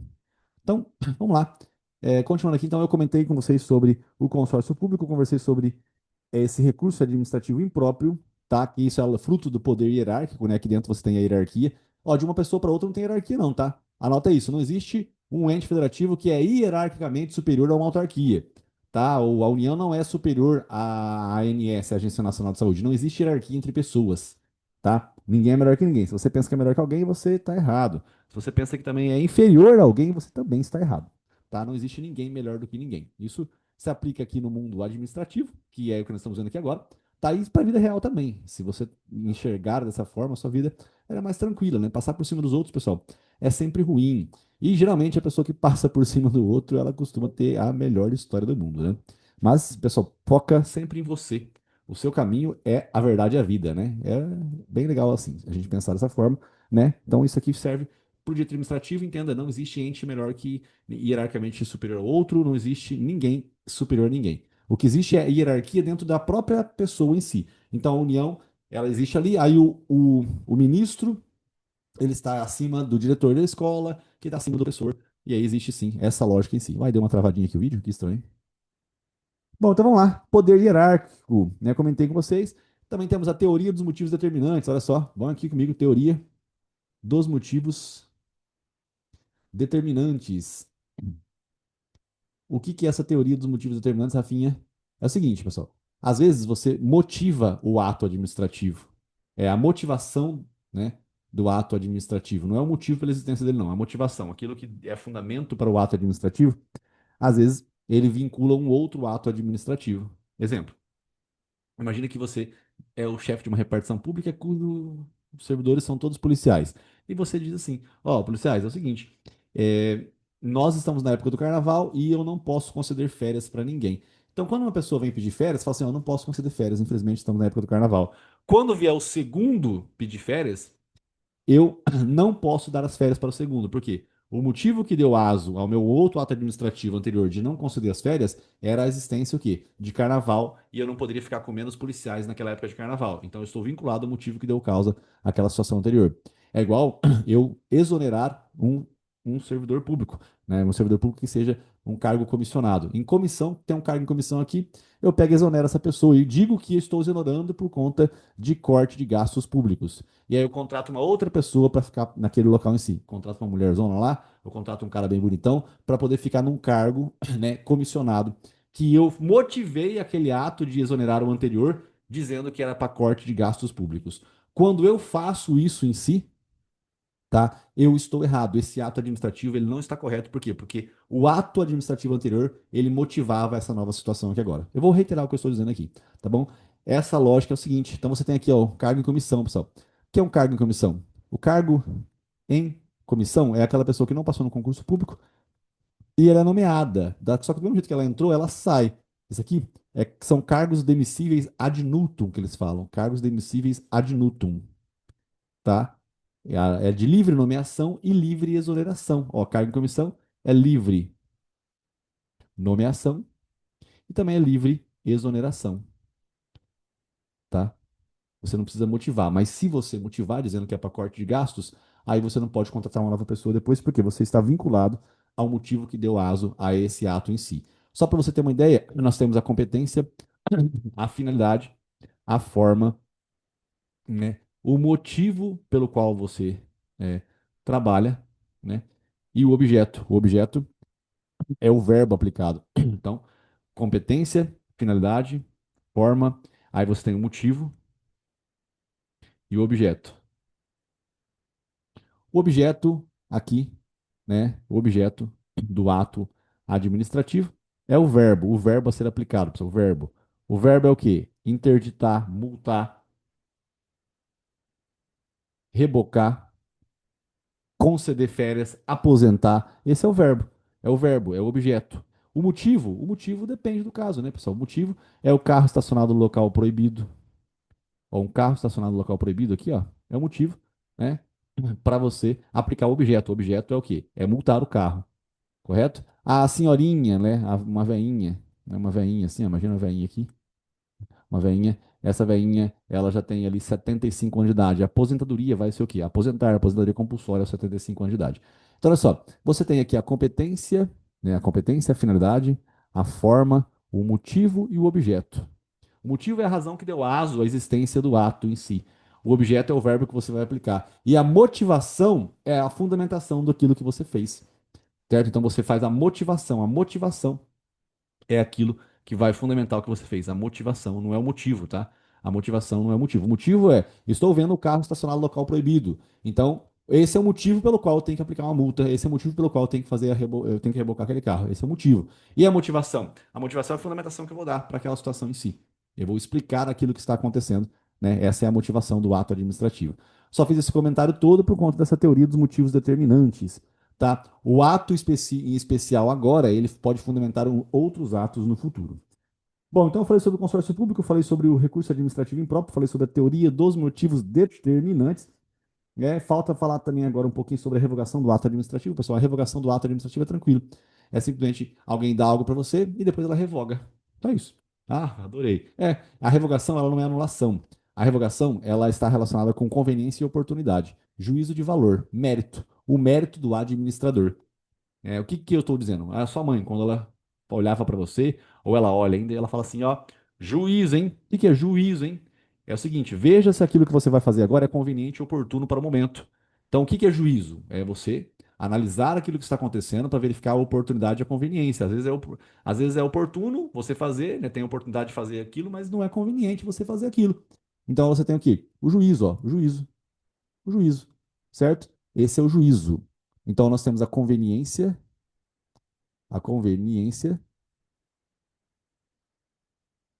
e a oportunidade. Conveniência e oportunidade. Certo? Esse é o juiz de valor, esse é o mérito do administrador, pessoal. O que é o mérito do administrador? É isso aqui. Esse é o juízo, esse é o mérito dele. O mérito da conveniência e oportunidade. É o momento adequado. Essa é a conveniência e oportunidade. Às vezes é conveniente e oportuno concessão do alvará. E depois, às vezes, não é mais. Então, eles podem revogar. Então, existe essa revogação. A revogação ela está relacionada com a conveniência e a oportunidade. É diferente da anulação. A anulação não. A anulação é porque existe um equívoco mesmo, né? Algo baseado na lei, uma lei que não está sendo respeitada. Certo? Não se está respeitando a lei. Então, essa é a lógica, né? Esse é o juízo de conveniência e oportunidade. Essa é a diferença entre revogação e anulação. Tá bom? Beleza? Tranquilo? Gente, muito importante essa logística aqui toda. Então, imagina que você tenha tido o benefício, né, de vender pastéis ali na esquina da sua casa. E você consegue. Só que de repente vem um sinaleiro, eles colocam o sinaleiro lá e já não é mais oportuno e conveniente você vender pastéis naquela esquina por conta da movimentação do trânsito, Tá? Então eles podem retirar aquilo, diferente da anulação. A anulação é baseada na lei. Tá? Agora, a revogação não. A revogação não é baseada na lei. A revogação ela é baseada na conveniência e na oportunidade. Às vezes não é mais conveniente que aquela situação em si se perdure. Tá bem? Beleza? Vamos lá, continuando aqui, né? Let's travel together. Confesso abestalhado. Estou um tanto quanto decepcionado. Eu não imaginei que fosse demorar tanto tempo para poder falar isso aqui. Acho que é porque meu amigo veio aqui, né? Buscar a bateria do drone dele. E aí eu acabei perdendo uns 5 minutos. Ou, na verdade, também perdi o meu feeling, né? A minha linha de raciocínio. Eu acabei me perdendo. Não era para demorar tanto assim, não. Esse casinho em si. Gente, só aproveitando aqui a brincadeira e a deixa, né? Vamos aqui para direito tributário e falar dos entes federativos, né? Você tem a União, olha só, você tem os estados, você tem o Distrito Federal e você tem os municípios. Eu falei que os impostos de competência da União é o perito, né? Você quer aqui, ó, perito, e aí você faz o risquinho ao lado. Olha só, o risquinho ao lado, ó. I. E também aqui você tem o I, Imposto sobre Grande Fortuna, que não existe ainda, que é um imposto criado, que deve ser criado por meio de lei complementar. Nós temos o imposto de competência do Estado. Aqui você tem, né, o IPVA, aí você tem lá no município o IPTU, você tem o ICMS, e aí você tem o ITCMD. E você tem aqui o ISSQN, e você também tem aqui o ITBI. Beleza. Só disso isso porque esses são os impostos de competência desses entes federativos. Lembrando que o Distrito Federal ele é um misto de estados e municípios, então todos os impostos que aí estão também são de competência do Distrito Federal. Só que agora eu vou te ensinar mais um outro tributo que é de competência do município, que é a contribuição sobre a iluminação pública. Tá? A contribuição sobre a iluminação pública. A COSIP é um tributo de competência municipal. Quando eu digo que é de competência municipal, eu estou querendo dizer que é o município que legisla sobre a contribuição sobre a iluminação pública. É um tributo de competência do município. Me responde, gente. Se esse satânico tributo é do município, o Distrito Federal pode legislar a respeito dele? Valendo uma empadinha seca. E aí, sim ou não? Aí, Satanás! Queria bater na mesa aqui, ó. Não pode bater na mesa, né? Hã? Eu posso bater aqui do lado, ó. Posso bater do lado. E aí? Hã? Me responde. Me responde. Sim ou não? Sim ou não? Sim ou não? Hã? Hã? Pode, gente, pode. Por quê? Porque a merda do Distrito Federal é um misto de estados e municípios. Então, o que pode ser feito pelo município pode ser feito pelo Distrito Federal também. Certo? Beleza? Beleza, carinhas? Ótimo. A contribuição sobre noção pública é um tributo de competência municipal e, consequentemente, também é de competência, né, do Distrito Federal também. Certo? Agora, só a título de curiosidade, vou trazer aqui também, né, o IGCIR, só para a gente reforçar aquela coisa que faz tempo que eu não falo. O IGCIR são esses tributos aqui, né? O Imposto sobre Grande Fortuna, o empréstimo compulsório, a contribuição social e o imposto residual. Esses quatro tributos são tributos que devem ser criados pela União e é por meio de lei complementar. Certo? Por meio de lei complementar que se cria esses quatro tributos aqui. Bom, maravilha, gente. Só para contextualizar, eu também tenho, às vezes, o meu direito, né, de questionar a logística da tributação em si. Eu não vou fazer ali no tempo do processo tributário agora, porque não é o momento, mas você tem lá a situação em si da hipótese de incidência, você tem a prática do fato gerador e a obrigação tributária. Aí tem ali o prazo decadencial para fazer o lançamento do tributo de 5 anos. Depois você constitui o crédito tributário, e aí você tem a certidão de dívida ativa, e aí, enfim, você tem um prazo de 5 anos para cobrar. 5 de prescrição, 5 de decadência para lançar o tributo, para constituir o crédito tributário. Bom, beleza, gente, maravilha. Acontece que existe o prazo para a administração pública cobrar um tributo, existe o prazo para ela constituir o tributo, e também existe prazo para você pegar dinheiro de volta que você pagou a maior, que você não deveria ter pago aquele tributo em si. Então, qual que é a ação da qual eu me valho para poder pegar de volta um dinheiro que eu paguei a maior? O nome dessa ação é ação de repetição de débito, certo? Então, nós temos aqui a ação de repetição de débito, em que você pega o seu dinheiro de volta. E como que você faz para pegar esse dinheiro de volta? Bom, você pode ir judicialmente. Se você ir direto para o judicial, você tem que ir do problema em si, né, da constituição errônea do crédito tributário, você tem os 5 anos a contar do pagamento indevido. Aqui, né, judicial, 5 anos. Ó, 5 anos a contar do pagamento indevido. 5 anos a contar do pagamento indevido. Tá? É isso aqui que você tem, o judicial.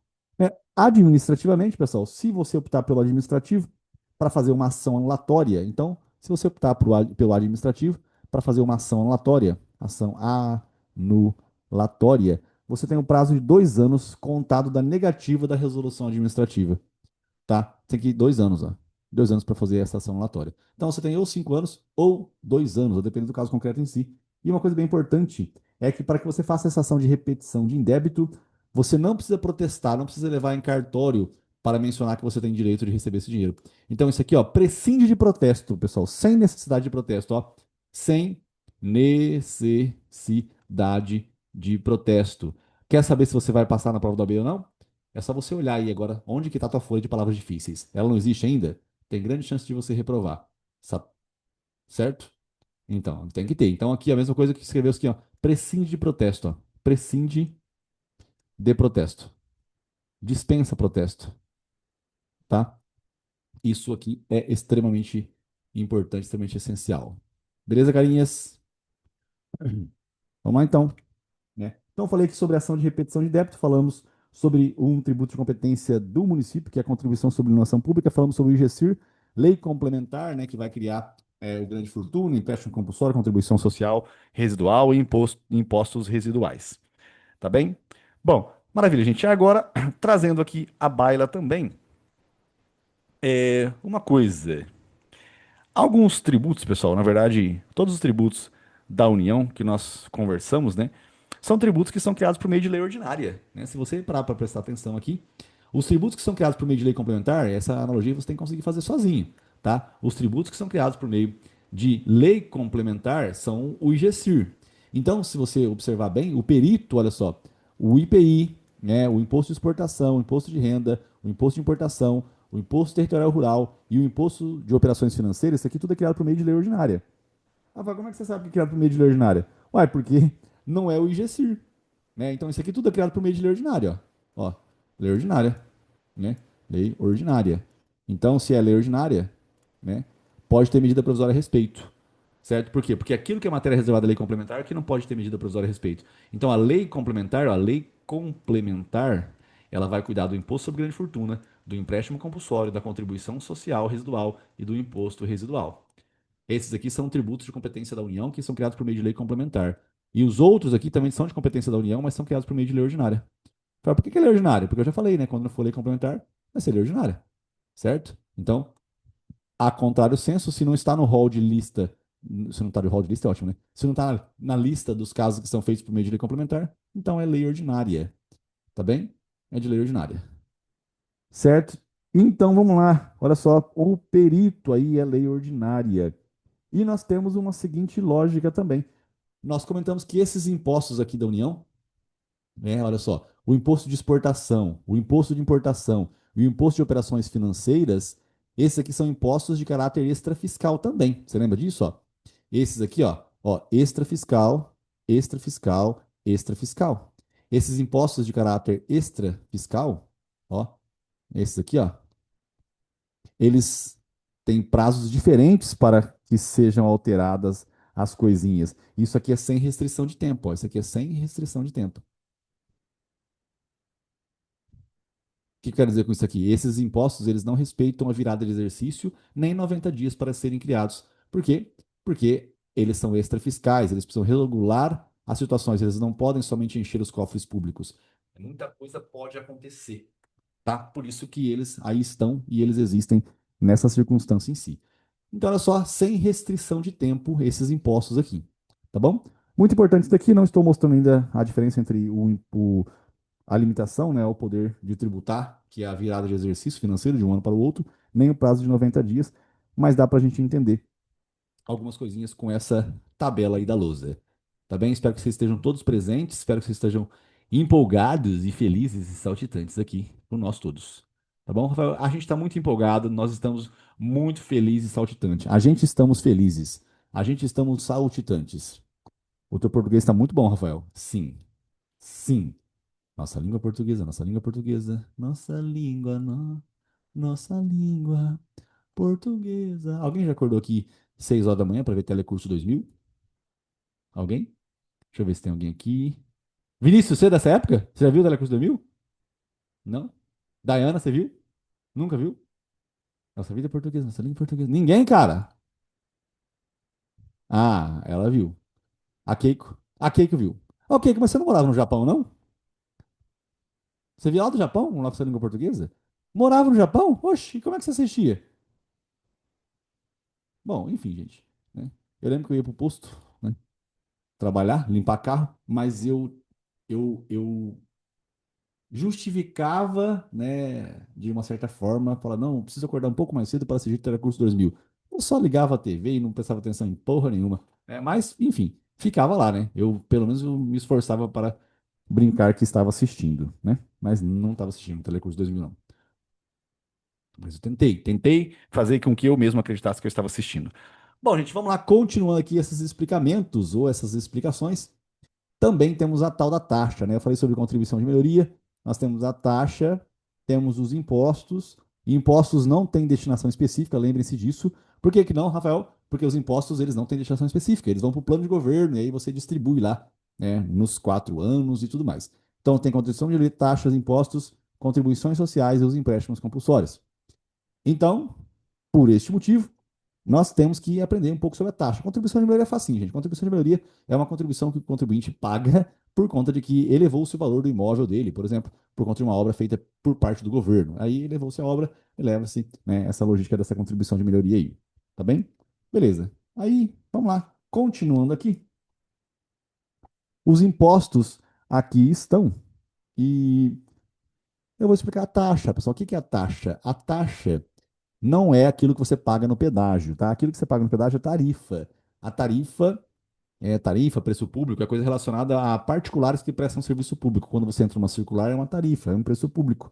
Isso é diferente de taxa. A taxa é um tributo. Esse aqui são 5 espécies tributárias, tá? A taxa é um tributo, ele deve ser criado por meio de lei, tá? E a taxa, ela existe, tem dois tipos de taxa. Você tem a taxa de serviço, olha só, você tem dois tipos de taxa, a taxa de serviço, tá? E você também tem a taxa de poder de polícia. Taxa também, ó, de poder de polícia, certo? Esses são os dois tipos de taxa que você tem. Só que o que é poder de polícia? É o poder de policial? Não. O poder de polícia aqui é o poder de policiamento, não é policial, não, tá? Por exemplo, aqui você tem o alvará, autorização, permissão, porte de arma. Então você tem aqui, ó, o porte de arma é o poder de polícia. Porte de arma, alvará de construção, certo? De construção, uma permissão, uma autorização. Tudo isso aqui é o quê? É o poder de polícia. A taxa de serviço, pessoal, a taxa de serviço é coleta de lixo, tá? Aqui é posto à sua disposição. Então você tem aqui os requisitos para que seja uma taxa de serviço. Quais são os requisitos para que seja uma taxa de serviço? Nós temos os requisitos da saúde logística que são específicos, né? Olha só, específicos, certo? Por que é específico? Porque não passa em todas as ruas, né? O caminhão de lixo não passa em todas as ruas. Divisível, o que é divisível? É gradual. Em empresa e domicílio, né? Nós temos lixo industrial, temos uma diferença. Tá? Então é divisível, ó. Divisível, certo? Lixo industrial, lixo domiciliar, existe um nível de, enfim, eu ia falar, é um nível de sei lá o que de lixo, é um nível de lixo, é um tipo do lixo mais cuidadoso, menos cuidadoso, né? E nós temos que é de utilização compulsória. O que é utilização compulsória? É porque você é obrigado a usar. Que significa isso? Você não pode enterrar o lixo no fundo da sua casa. Você não pode fazer um poço e jogar o lixo lá. Você não pode. Então é de utilização compulsória. Outra coisa também é posto à sua disposição. Então, olha só, mesmo se você não morar na casa da praia, todo dia o caminhão de lixo passa lá. Então, olha só, que é posto à sua disposição. Essa letra que eu usei aqui, duas coisas, né? Um porque eu podia ter escrito isso aqui digitando, né? E outra porque eu podia ter escolhido uma cor melhor. Mas temos aqui dois tipos de taxa: taxa de serviço e taxa de poder de polícia. Tá? A taxa de serviço é específico. Por que é específico, Rafinha? Porque não passa em todas as ruas. Por que é divisível? Porque é gradual. Existe o lixo hospitalar, existe o lixo das indústrias, existe o lixo domiciliar. Utilização compulsória porque você não pode ficar com o seu lixo e fazer um poço no fundo da sua casa e enterrar o lixo lá. Posto à sua disposição mesmo, estando na praia, pessoal, o caminhão de lixo passa lá na frente e por ele passar lá na frente você tem que pagar a taxa de coleta de lixo. Tá bem? Beleza? Maravilha? Isso é um atendimento especializado, por isso que não é imposto. Tá? O imposto não tem destinação específica. Fala, então por que que eu pago pedágio sendo que eu pago IPVA? O imposto não tem destinação específica. O IPVA, ele não serve para recapear as rodovias. Ah, mas não pode no plano de governo o dinheiro que vem do IPVA recapear as rodovias? Pode, mas é porque ninguém vai saber que é do IPVA, porque o dinheiro entrou no cofre público e não tem destinação específica. A taxa é de um atendimento especializado que existe para você, correto? Porque você consegue medir isso, de acordo com o que eu falei. Agora, por exemplo, a iluminação pública não pode ser taxa, porque você não consegue medir a iluminação pública, quanto tempo que a pessoa é beneficiada daquela luz em si. Né? É uma grande converseira isso, na verdade, pessoal. É um converseiro filosófico que não chega a lugar nenhum, só para mudar o nome, né? Criação. Por exemplo, no Brasil só tem 5 espécies tributárias, né? Mas ninguém falou quantas contribuições que tem. Deve ter umas 500 contribuições. Porque assim, nós temos contribuição de melhoria, taxa, impostos e as contribuições sociais. Essas contribuições sociais têm uma porrada. Contribuição de iluminação pública, contribuição para poder ajudar o servidor público a se aposentar. Tem contribuição de tudo quanto é coisa. Contribuição de intervenção do domínio econômico. Então tem várias contribuições. Tá? Várias e várias contribuições. Bom, eu falei sobre, né, os tratados sobre direitos humanos, né, eu comentei sobre os tratados de direitos humanos. Ah, gente, deixa eu fazer uma pausa aqui de 30 segundos. É o seguinte, eu não estou fazendo revisão do conteúdo que nós estamos vendo aqui agora, né? Eu não estou voltando para ver os desenhinhos feios que eu estou explicando agora mesmo. Isso eu não estou fazendo. Então, às vezes, a mensagem está sendo passada muito rápida. E aí você se sente, assim, meio que perdido. Então, você tem que dar um jeito de lembrar que é extremamente importante, pessoal, que você faça as suas revisões, tá bom? É extremamente importante que você faça suas revisões, porque, olha só, eu vou fazer aqui agora, né? Voltamos do intervalinho, que você foi fazer suas questões, e aqui, olha só o conteúdo que nós vimos. Nós vimos sobre os consórcios públicos, né? O Poder Executivo, ele vai realizar o protocolo de intenções e manda para o Legislativo para ele ratificar, para ele criar, né, essa nova pessoa jurídica por meio de lei. Essa nova pessoa jurídica, ela vai existir e ela vai fazer parte da administração pública indireta de cada um dos entes consorciados. Lembrando que a União, ela pode se consorciar com municípios, sim. Ela só não pode se consorciar com municípios localizados em estados que não estejam consorciados. Olha só, a União, ela pode se consorciar com esses dois municípios aqui porque o estado aqui está presente. Agora, esse município, a União não pode se consorciar com ele, por quê? Porque esse estado não está presente. O estado do qual pertence aquele município. Tá bom? Olha só, então nós vimos aqui que o consórcio público ele faz parte de cada uma das pessoas consorciadas, né? Cada um dos entes federativos em si. Falei que isso é diferente do consórcio, pessoal, que é uma concorrência com uma pessoa jurídica grandona, no caso de licitações para prestar serviço público. Imagina, 3 ou 4 empresas de recapeamento pequenas vão concorrer com uma grandona. Então, existe o consórcio dessas pessoas jurídicas.